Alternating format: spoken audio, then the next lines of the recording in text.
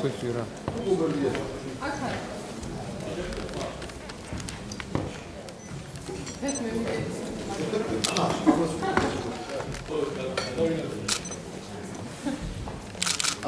გავარჯობოთ, მოგესალმებით, სანამ თავისუფლების საკითხებზე გადავალთ, ორიოდე საკითხია, რომელიც მინდა გავამახვილოთ თავისუფლების სიარების ყურადღება და ასევე საზოგადოების ყურადღება. პირველი ეს არის მსოფლიო სავაჭრო ორგანიზაცია, საქართველოს რუსეთის მოლაპარაკებები.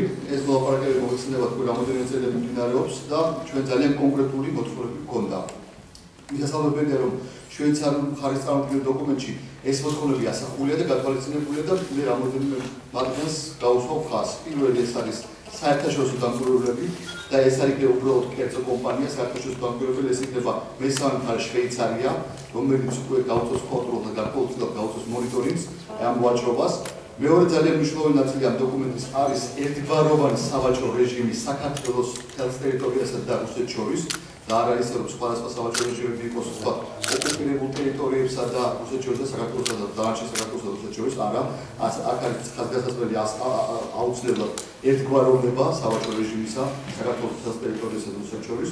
და მესამე ეს არის ინფორმაცია, ეს ინფორმაცია, რომელიც აქამდე არ ქონდა, ამ წლის განმავლობაში არ ვფლობდით ინფორმაციას თუ რა ტიპის ვაჭრობა არის ოკუპირებულ ტერიტორიასა და რუსეთს შორის და ეს ინფორმაცია სრულად იქნება მოწოდებული საქართველოს ფარგლებში. და ძალიან მნიშვნელოვანია ეს ინფორმაცია, რა თქმა უნდა, უსაფრთხოების კუთხითაც. ეს არის ის მთავარი მომენტები, რაც ჩვენი მოთხოვნა იყო ამ მოლაპარაკებების დროს და რაც მისასალმებელია, რომ ეს ყველაფერი გათვალისწინებული არის შვეიცარიის მხარის დოკუმენტში. ამ დოკუმენტს უკვე დაეთანხმა გუშინ საღამოს რუსეთის პრეზიდენტის განცხადებით რუსეთის მხარეს, შესაბამისად ჩვენ მივესალმებით იმას, რომ ეს დოკუმენტი რეალურად არის წინააღმდეგ ნაბიჯი.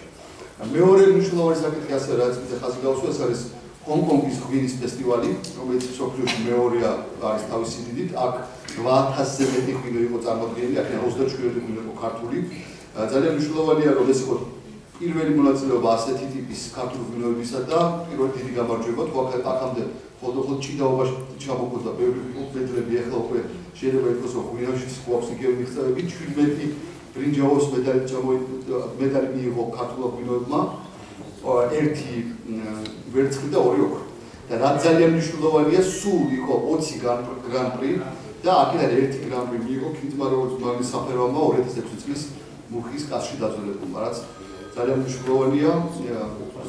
ეს არის რეალურად ჩინეთის და აზიის ბაზარზე შესვლის პირველი ნაბიჯი. პირველი უმნიშვნელოვანესი ნაბიჯი. ჰონკონგის ეს ფესტივალი ღვინის არის ყველაზე დიდი თავისი მასშტაბით მთელს აზიაში. რაც შეეხება ჰონკონგის ღვინის ბირჟას, ეს არის ყველაზე დიდი მექანიზმი ჩინეთში, ჩინურ ბაზარზე ღვინის შეტანის. ყველაზე დიდი რაოდენობა ღვინო ჩინეთში სწორედ ჰონკონგიდან შედის. შესაბამისად, ეს არის რეალურად ალბათ ასობით, 1000, მილიონობით არა ახალი მომხმარებელი, ეს არის მილიარდობით დოლარი საქართველოში, რაც მომავალში შემოვა და ეს არის ძალიან ბევრი ახალი სამუშაო ადგილი, ძალიან ბევრი შექმნის და ძალიან დიდი დასაქმება შექმნის საქართველოს ოფის მეურნეობაში.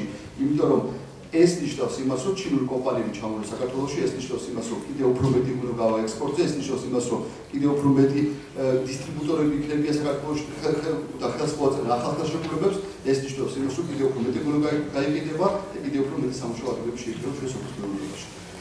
მიულოცოთ კიდევ ერთხელ კომპანიას, ქინძმაროვის ღვინის მარლის კომპანიას ამ გამარჯვებას და უსურვებთ წარმატებებს არა მარტო მას, არამედ საერთოდ ქართულ ღვინოს მსოფლიო ბაზარზე. დიდი მადლობა.